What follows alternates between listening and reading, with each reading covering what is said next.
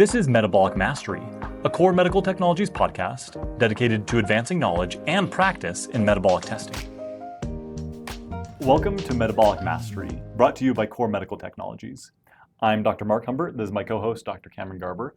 And today we're going to be talking about some of the key metrics from the VO2 results. And so things like aerobic threshold, anaerobic threshold, VO2 max, heart rate recovery, heart rate zones, and also about how VO2 plays into mortality, things like that. So let's get started just talking about VO2 max itself, what it is and what it tells us. Yeah, so VO2 max is essentially your maximal oxygen consumption. So as you're exercising, as you're moving, we're bringing oxygen in, getting rid of carbon dioxide. And so VO2 max is essentially the maximum amount of oxygen that our body can take in and utilize for the process of burning calories. And so that's a really great measure for looking at our overall fitness, because it tells us kind of the efficiency of those systems in relation to our body mass and our lung volume and things, so that we can really see, are we maximizing what we have? And so really interesting to take a look at different VO2 maxes and see how they change over time and what causes change. So VO2 max is milliliters of oxygen per kilogram of body weight per minute. So that per kilogram of body weight, one of the best ways or easiest or quickest ways to increase or decrease your VO2 max is by changing that kilogram of body weight. So by losing weight, we're going to see typically, unless we're losing like a lot of lean mass and so bone or muscle tissue, we're going to see that VO2 max actually increase with just having weight loss alone. So our fitness capacity is greater just by losing that weight, and vice versa. Even if you remain fit, but your fitness doesn't increase, proportionally to the amount of increase in body mass. So I have an example of a student of mine who used to play professional soccer. When he quit playing professional soccer, put on about 20 pounds of muscle. His VO2 max went down by quite a bit, and he was a little disappointed. But part of why it went down was just that he put on 20 pounds of muscle. So he still had 12% body fat. His VO2 max was still in a good category. He just wasn't as high as he used to be, but that's because he put on 20 pounds of muscle. And so to make your fitness level go up as much, especially as a professional athlete, to make your fitness level go up as much as his body weight did would be a significant step up in his fitness. And so, VO2 max, really important that when you're doing this testing, that you get an accurate body weight first, so that you can make sure that we're measuring the right thing. But that VO2 max, the milliliters of oxygen per kilogram of body weight per minute, is really important. And that number, it can be very telling about somebody's overall fitness category. It doesn't necessarily, if I've got a 65 and somebody else has a 72, that doesn't necessarily mean that they'll be a better athlete or that they'll win a race. It's somewhat relative to them and their body mass and things. But seeing an individual's VO2 max go up is a good indicator of their improvement in fitness. Yeah, well, I think that's such a good point to bring up, and why we're actually going to be talking about some of these other metrics, because again, like, it is a really good indicator of overall fitness. But when we're talking about kind of like elite performance, there are other indicators. And really what it's telling us, as you mentioned, is it's an idea of our capacity, what we can do. Mm-hmm. And so it's kind of this integrated measure of, how good is the body at getting oxygen in, right? So the coordinated effort between heart and lungs, then transporting it to the muscles where it can be used. And then when we get oxygen into the muscles, can it be processed and used to help create energy? And so it's just really this integrated measure of how multiple physiologic systems are working together to produce the work that we're doing. And so again, a great measure, but it doesn't tell us everything. It's not the be all end all. And so I think that's a thing to understand is, while this is an important number, we'll get in later to how it talks about or how it plays into risk and mortality and things like that. But being able to add that in with all these other results really can give us a more complete picture of someone's health and fitness. Yeah, absolutely. Yeah.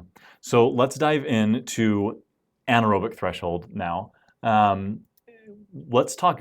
Well, anyway, I'll have you dive into the definition, but let's talk about anaerobic versus aerobic really quick. We'll go into this probably in a future episode. But the term anaerobic it means no oxygen, right? And so it's kind of a misnomer when we say like anaerobic threshold or different things. Like your body's still using some level of oxygen, right? And initially it was used to refer to like lactate metabolism, right?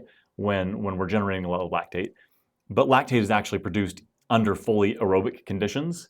And so, Right. is there a point when we're completely anaerobic versus aerobic? Right. And so that's the debate of, is there ever really a time when we're never burning any fat or a period of time when we're only burning carbohydrate? Unlikely that's ever the case, that we're never burning any fat at all or burning zero carbohydrate at all. We're almost always burning a mix. At those high ends, that's when we switch over to carbohydrate metabolism and things like that. But there probably is some small trace amount of fat still being burned. So that's always an interesting thing of we're always burning this mix of fuels. And so helpful to understand that, I think, when we're talking about anaerobic and aerobic. We're never really fully aerobic, neither are we ever really fully anaerobic, I would say. Well, and the reason the term is used is because the term's been used and people get overall what it means. Yeah. And so, let's talk about what anaerobic threshold is, and let's talk about also some of the other thresholds that are essentially synonymous with it. Right. So there are a lot of terms. So you'll find terms. with a lot of these things that they have multiple terms that essentially are referring to a similar event happening. So some will call around this same point the lactate threshold, where lactate begins to accumulate more, and so we're just not keeping up with lactate clearing quite as much, and we're accumulating lactate at a much higher rate than we were before, as we do switch from a higher mix of carbohydrate from fat burning, or we call this ventilatory threshold 2, or VT2. And so they're all fairly synonymous, maybe slight differences in when they happen, when they occur, but honestly, minimally so, and usually, if any, different within a couple of beats per minute in your heart rate. And so typically not a meaningful amount of difference depending on how you define those terms. And that's something that the research still is somewhat loosely defined. You'll find different research papers define those terms differently. And so what is that anaerobic threshold? It's a really good indicator of someone's overall fitness level and their ability to really push into that higher gear in their fitness. It's a helpful value for training, for being able to do that high-end work. And so a lot of people want to know what is their anaerobic threshold so that they can make sure they're doing either sub-threshold work, so work just below that to try to increase their endurance and things like that, or work above their threshold so that they can improve their overall metabolics and mechanics of speed, that they're working on getting more efficient and more effective at going at those higher intensities. And so really a helpful value to know, so that we can really know that we're pushing it on those high intensity efforts and that we're getting high enough that we truly are making those adaptations. Yeah. Well, and it's that marker of intensity, right? Like that is kind of the delineator of now we're in high intensity.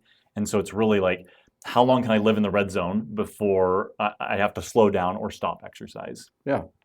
And so definitely important in performance. But something that you mentioned, Mark's going to go on a little soapbox here. Oh, here we go. I got third-party reference. Oh, yeah. So we talked about lactate accumulating. And there's a lot of misconceptions around lactate, and we're gonna put this down on the record. Don't call it lactic acid around Mark. Call it lactic. Look out. So one of the misconceptions is that like when I get that burning in my legs, that's caused by lactic acid, and that's just not the case. So that is caused by changing pH in our muscles, such that we get that burning sensation. But that is not caused by lactate. So lactate is a good correlate for fatigue, but it's actually an incredible fuel source. So lactate can be used by nearby muscle fibers. It can be where it's being produced. It can be used by the brain, by the liver, by the kidneys, by the heart. It's a great fuel source. Mm-hmm. And so first of all, not a waste product, fuel source. Mm-hmm. Two, it actually helps to regulate the hydrogen ions. So hydrogen ions, H plus, that's an acid. And so if we accumulate a lot of that in our blood, it begins to change the pH. Not a good thing, right? We can stay alive only in a very narrow range of pH. And so we want that to be regulated in our blood. We want that pH to be regulated in our cells. Mm-hmm. But when lactate is pulled into the mitochondria, it's converted back to pyruvate. There is a hydrogen ion created, but that's actually used in the electron transport chain as part of the proton pump. Yeah. And so that gets utilized for creating energy. Yeah.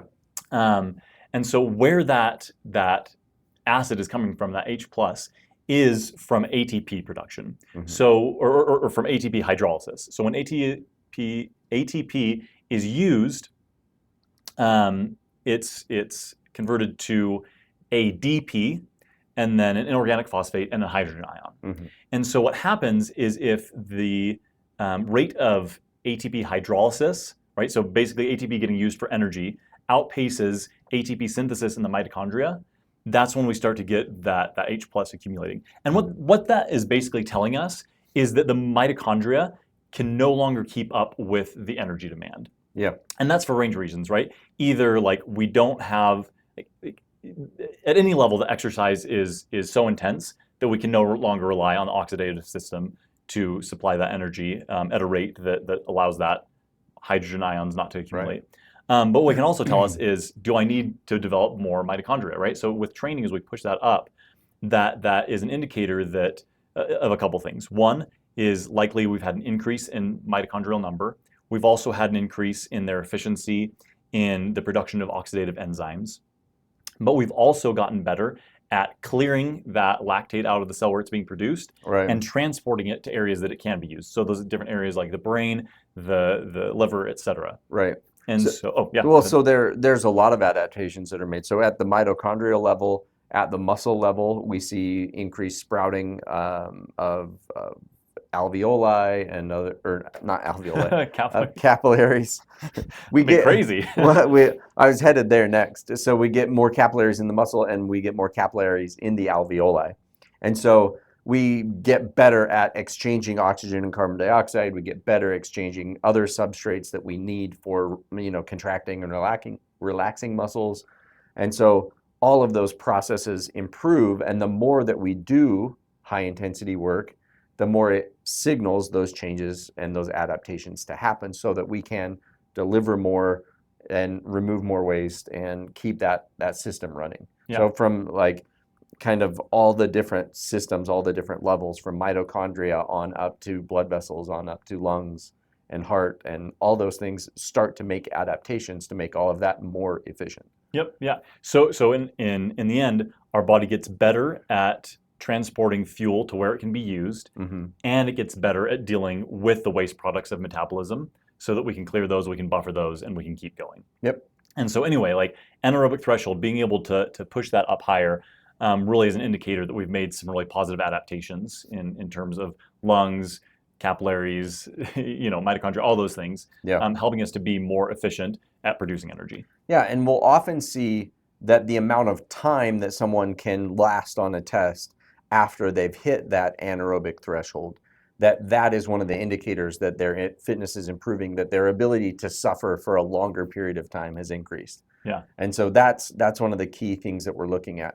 So as we're kind of going through this dashboard on the results page of what you get with a core metabolic test, so the first indicator was that VO2 max. The second is this anaerobic threshold.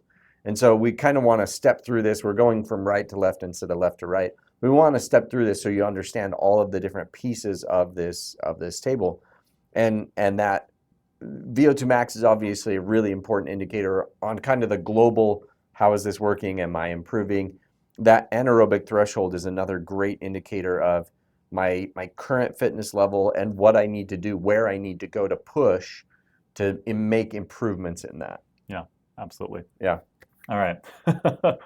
Took care of that soapbox. Yep. So let's dive now into aerobic threshold. Talk a Yeah. little bit about that. So aerobic threshold is one of the more hotly debated. There is some debate on how to define the anaerobic threshold, but aerobic threshold is among the few hundred of us nerds that care about defining those terms and things like It that. has to be this way. Right. That is actually a really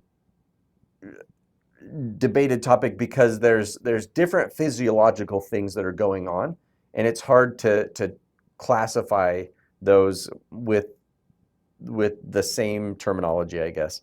I feel like we should maybe put in a couple more ventilatory thresholds than just the two. So VT1 or aerobic threshold, or some people will call it the fat max point or the metabolic efficiency point, or and then some others will have those be different points in time.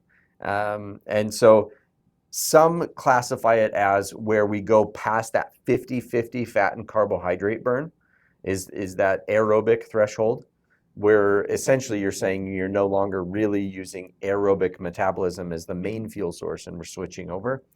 And then some others will say that it's where we first start really exercising. So your zone 1 typically, or kind of a recovery area, is below VT1 for a lot of people, where they're just kind of burning calories because they're moving, but not really, their body hasn't really decided that they're exercising yet. And so you see an increase in all these values. You'll see on the graph of VE and or VO2 and VCO2 that the graphs will kind of separate from one another a little bit, that there will be a gap in those.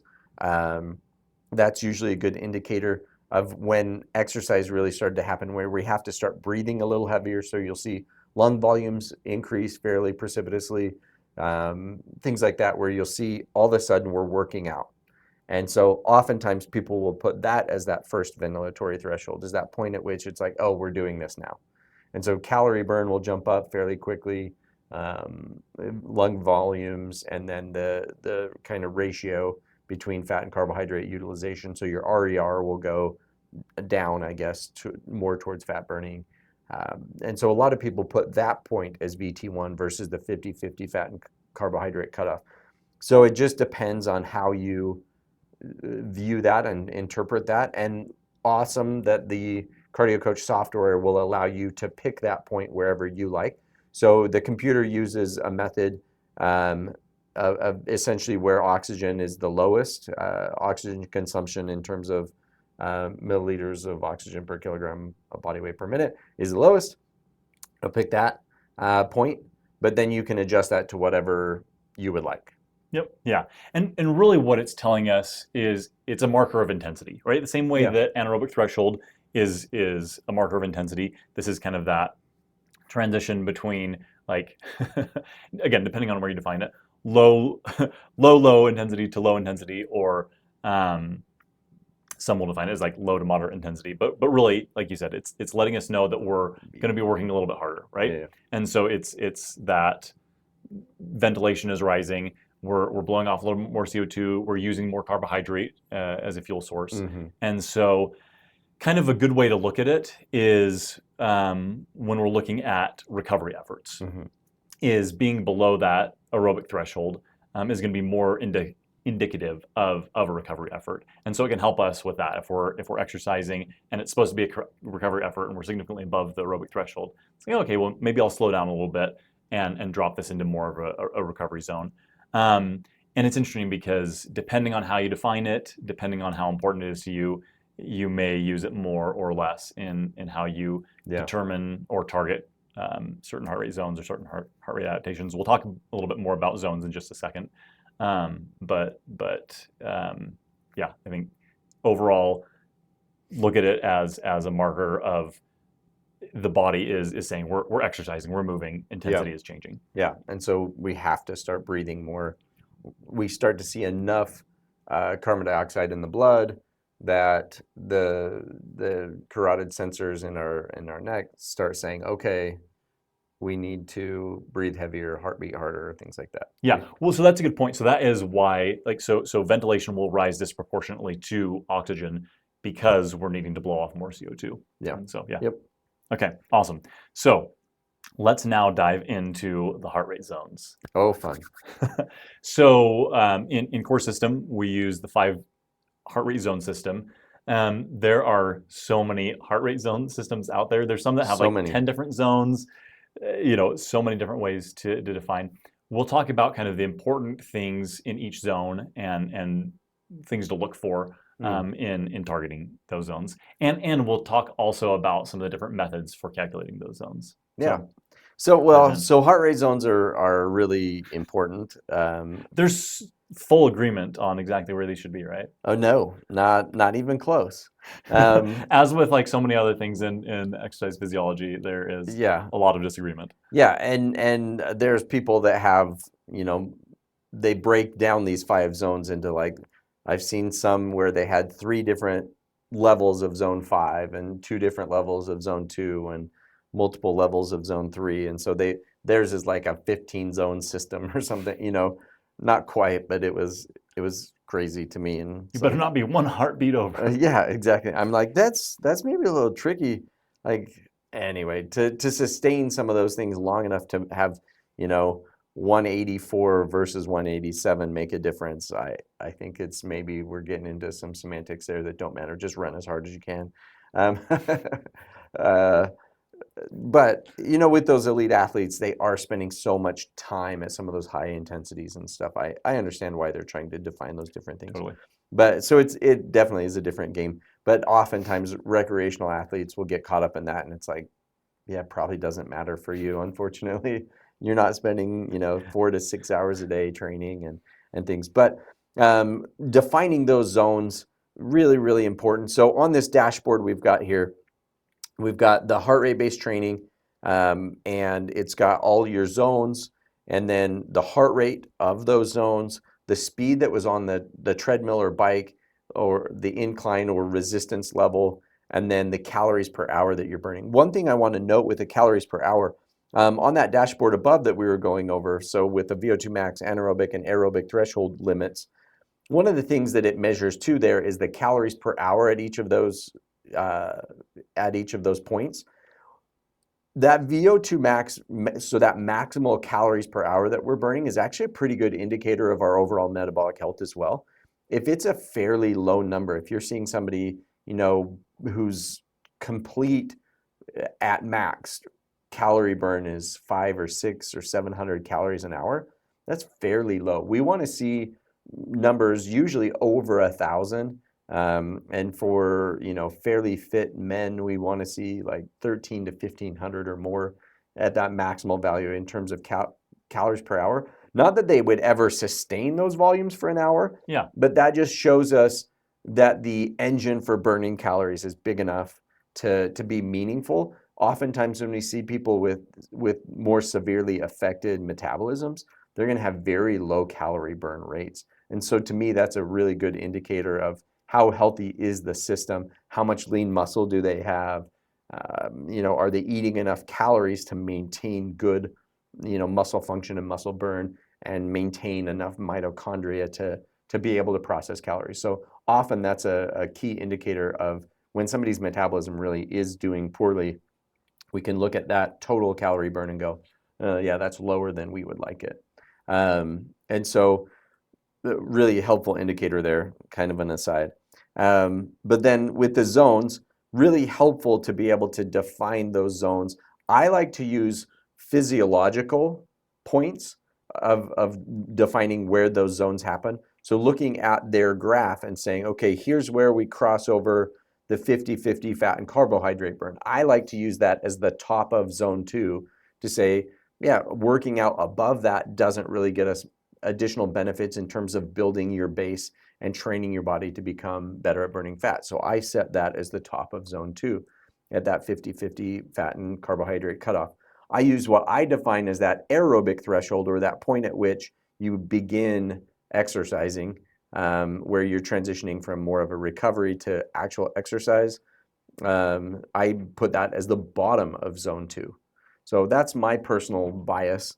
I like to call that the aerobic threshold, and then anaerobic threshold more when we've transitioned to an RER of like 1.0, essentially burning carbohydrate as our primary fuel source and all of those things. And so I set that for my personal zone setting. I set that, then the anaerobic threshold, as the bottom of zone 5. And so I say that, and anything above is zone 5. That last little bit of dropping off for me, that last little bit of dropping off from zone 3 to zone 5, you'll see where that starts to decline more rapidly. That's zone 4 for me.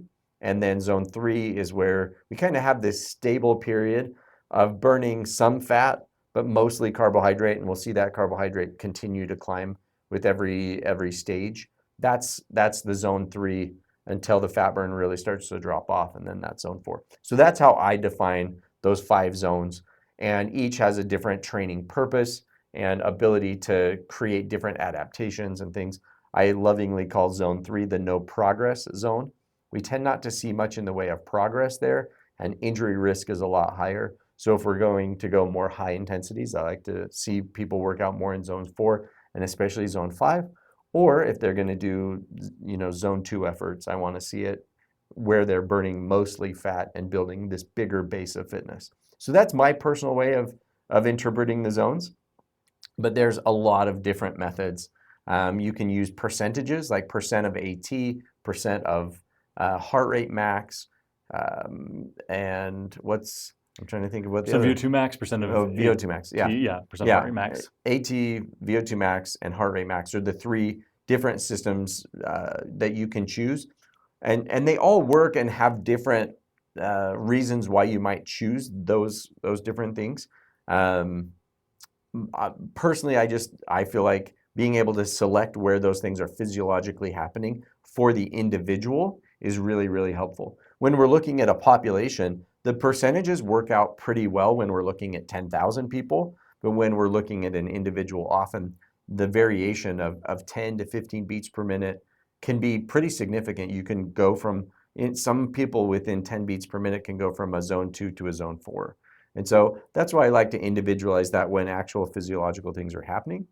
But it also, depending on what you're doing the study for, the test for, you may want to use those other methods to make it more generalizable within a population or things like that. Yeah, well, so in talking about that population data, again, we're looking really at risks, and so we'll get back into this in a minute. Yeah. But, for every one, we call it a metabolic equivalent, so that's just every 3.5 milliliters per kilogram per minute of oxygen increase. So we call that would be 1 met. I believe it's like a 10 to 15% corresponding decrease in mortality. I'd have to check those numbers exactly, but it's something like that. So for every improvement, there's a corresponding decrease. The reason that I bring that up is that we can get quite substantial increases in VO2 max in a short period of time by focusing a lot on the high intensity. Mm-hmm. And so high intensity is really great for driving up VO2 max, for driving up the anaerobic threshold like we talked about, and for some other things like that. And hence the popularity of HIIT training and some of those other things. Yeah, absolutely. And so the thing to understand is that with that high intensity being so important, that's part of the reason that the percentages were defined the way they were. When a lot of the metrics were created, it was, again, at that population level, how do we decrease risk at a population level? Yeah. And so there wasn't as much buzz about the lower intensity, right? And about having that be a large volume of our training. As we talked about before, we're trying to balance stimulus for adaptation with the ability to recover. Mm-hmm. And when we have a lot of that aerobic based training, right, a lot of that zone 2 training, and then we supplement with a higher intensity, that seems to be that balance that helps us to progress, to improve health, to improve performance without driving into overtraining. So anyway, back to the heart rate zones. So it kind of used the lower zones as training wheels to be able to do the higher intensity. Oh, you can't do higher intensity right now, right? That's too much for you. Spend some time here until you can do more there. Yeah. And so we weren't as concerned with, okay, well, what does fat oxidation look like, right? What's happening with the metabolism at those lower levels? It was really, we focused on VO2 max as kind of the end all, be all, end all, which again, this is why we're talking about VO2 max, great, fantastic for quantifying risk at a population level. But when we're looking at the overall picture of people's health, we want to be able to dive into some more of these metrics to give us a more complete picture.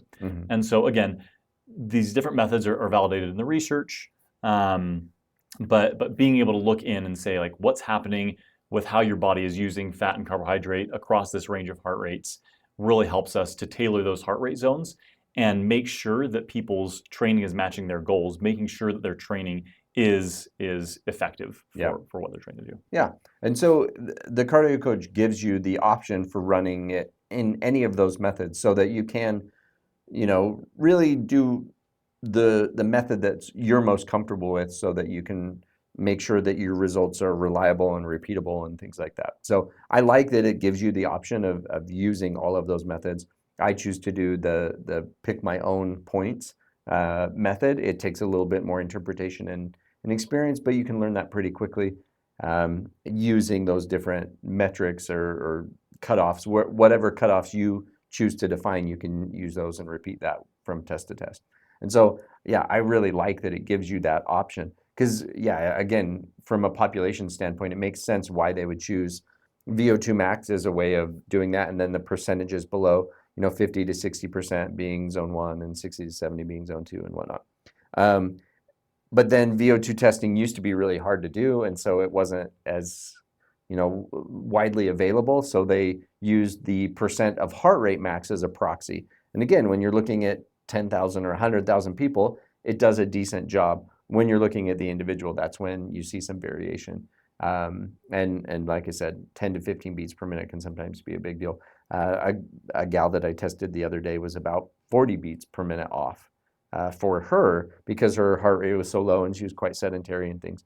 And so, where her zone 2 started was about 40 beats per minute off of what we would have predicted using the percentages. And so very helpful in that way then to say, okay, let's start with where you're at versus kind of what the equations would say. Absolutely. Yeah. And then real quick with zones, I want to kind of define what each of those are about. So zone 1 really is that recovery effort, right? Yep. It's very, very low intensity. Yeah, just plodding along. Just plodding along. Zone 2, that's really where we want to focus in building our aerobic base, right? Zone 2 training is kind of a buzzword. And it's not, I think it gets overemphasized, and this happens a lot of time, right? Either zone 2 training is the best, or high intensity training is the best, or this form of training is the best. And the truth is, like, spending some time in each of the zones can be beneficial. Yeah. But again, it goes back to that balance of adaptation and recovery. And so this is the place where we're just putting in a ton of work, a ton of time, and it's fairly low intensity. And that just helps us to get more efficient across a wide range of heart rates, right? We're better at using fat as a fuel source. We're better at clearing metabolic byproducts so that we can sustain the exercise or activity that we're doing for longer, right? So that we can go, harder, faster, further before we've got to stop due to fatigue. Yeah. Yeah. So with the different zone training, it's an and thing, not an or thing. It's not zone 2 or zone 5. Yeah. Or, it's not slow, steady training or fat burning or HIIT training. It's an and thing that we really need to do. We need the capacity to do both things. Yeah. Zone 3, we talk about the no progress zone, but for training for races and certain things, like people do spend some time in there to train at kind of that tempo pace. Well, and that's often, it's where we perform is in zone 3. So if we're performing a sport or activity, we often spend most of our time there. And so we often train below or above that so that we can grow our below into that zone is the idea, so that we're doing that work and it feels easier as we get more fit. or we go above so that we can improve our fitness. But then during performance is usually zone 3 or low zone 4. But it's typically around that range where we're doing our actual activities. Yeah. But our training, we should avoid that more. And then our activities, we do it in that zone. So like race day, we spend most of race day in zone 3. Yeah. Yeah. Then zone 4, again, that's really targeting that lactate threshold, threshold paces. Mm-hmm. And then zone 5 is really that VO2 max plus, that high speed, high power, where we're training not only the energy systems, but we're also training, mechanics and that blend of neural and musculoskeletal and cardiovascular effects, combining those all together in that range. Yeah, it's the peak growth area.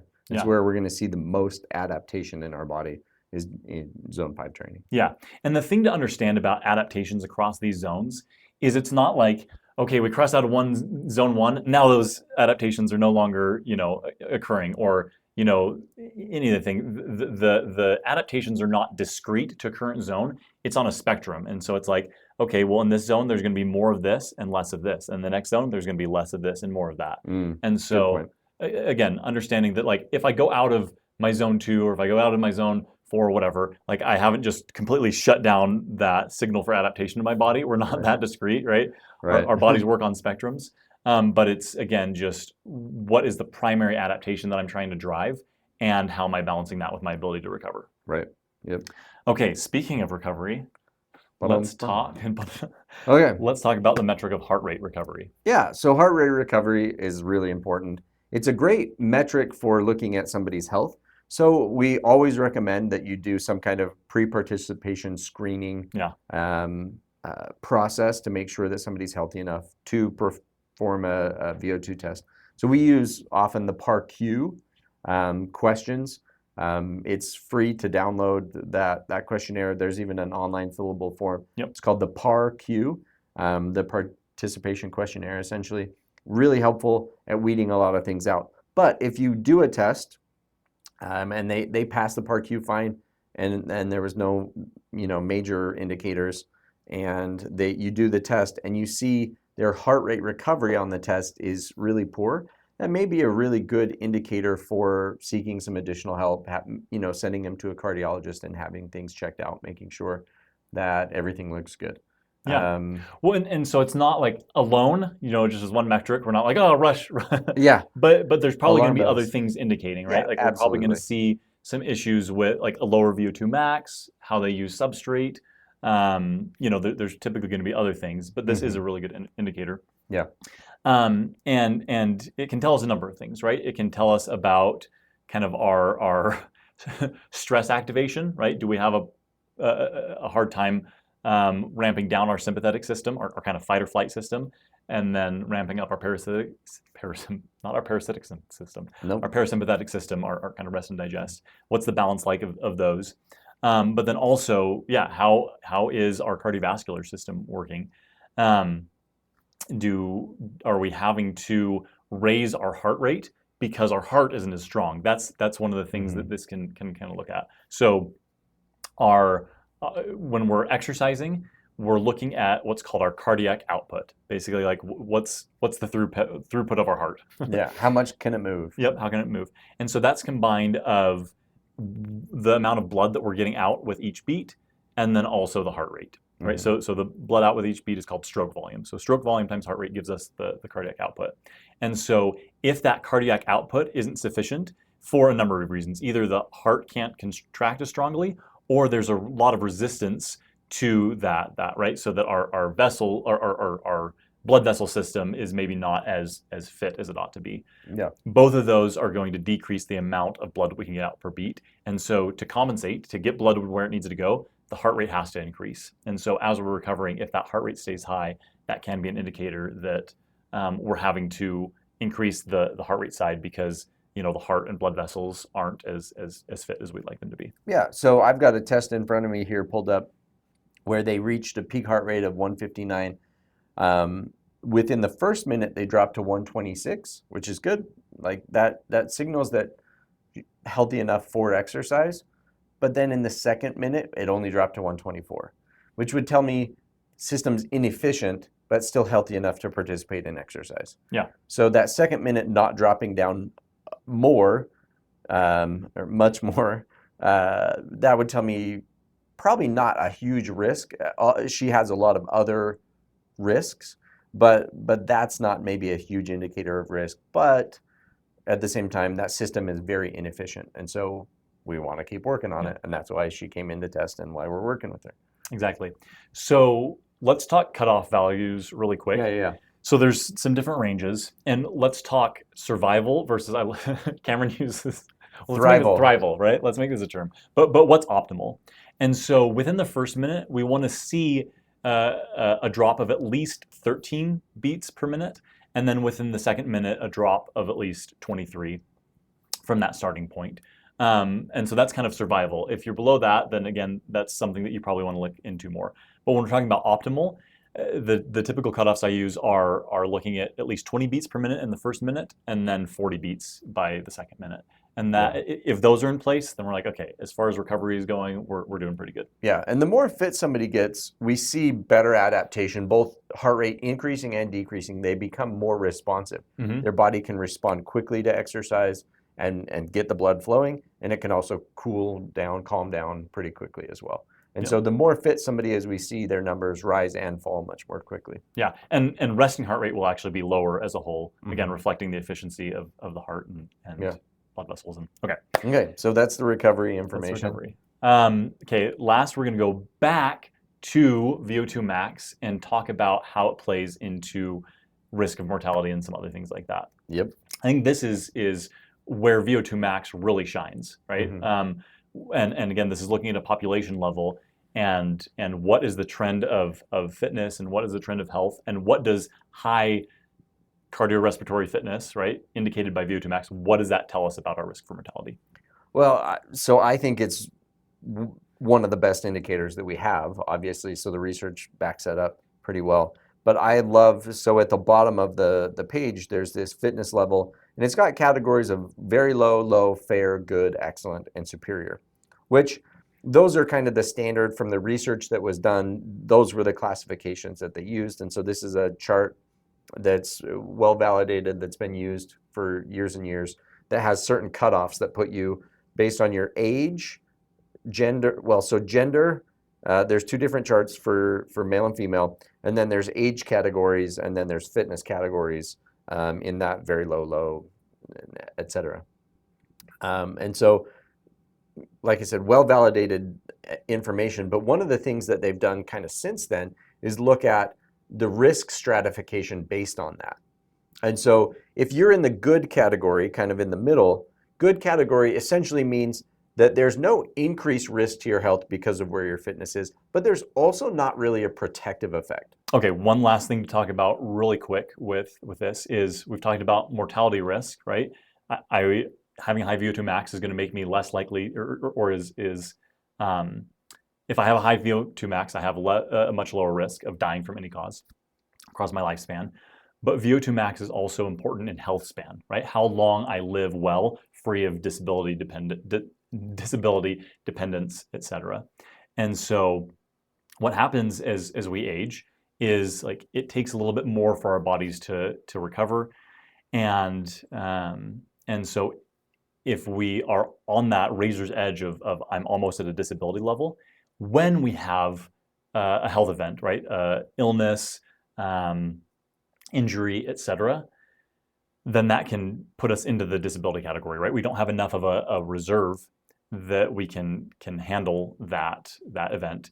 And so this becomes really important in health span. If I have a really large capacity to pull from, then when I get ill, when I get injured, when whatever happens, and I have a dip in that bucket, I still have a large reserve to be able to handle it. I still have good fitness, and so I can get back. I get through that illness, I get through that injury, I get back to my regular exercise, my regular activity, and I can build that capacity bucket back up. And so it just really is this protective effect, not only in terms of lifespan, but also in terms of health span. Yeah, and that's the key, is if we can have that protective effect, we can live better for a longer period of time and enjoy life. And we talk so much about how it's about the moments of life.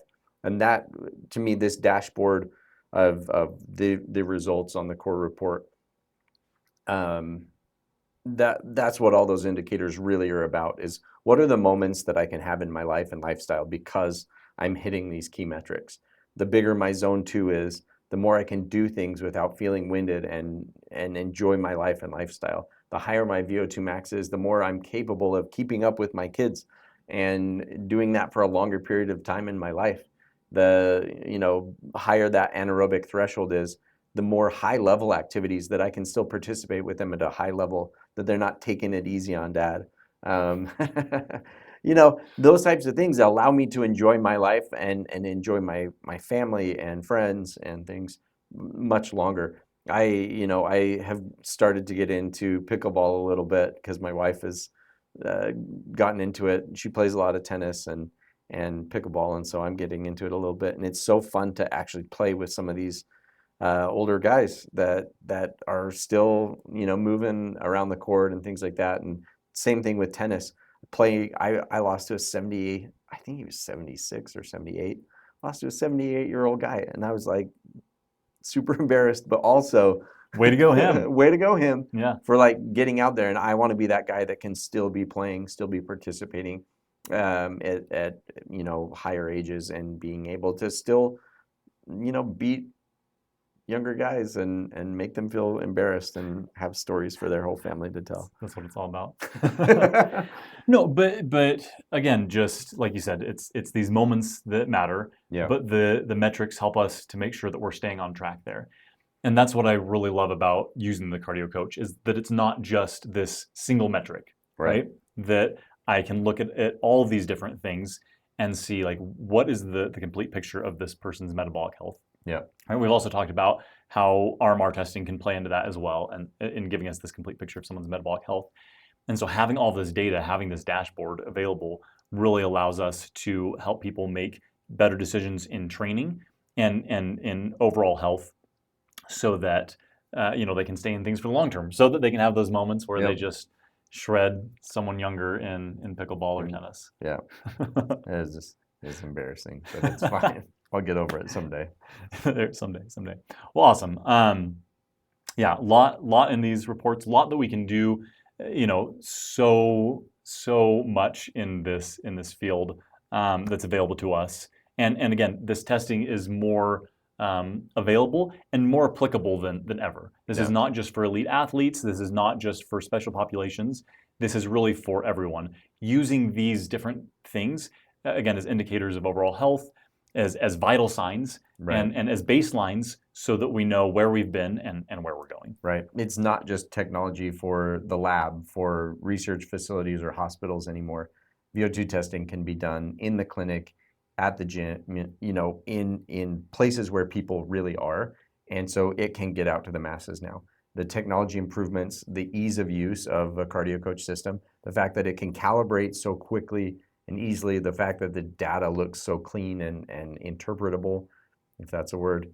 But it's just streamlined the process down to where we can do this elite level testing, but for the common person, everyone can participate in it, and it's easy and affordable. I love it. The technology improvements have just made it so that it can really be utilized by everyone. And so big fan of that, and excited to be able to help get the word out about that, so that other people can do that in their clinic or gym or whatever facility that they have that's based on helping people improve their health and wellness.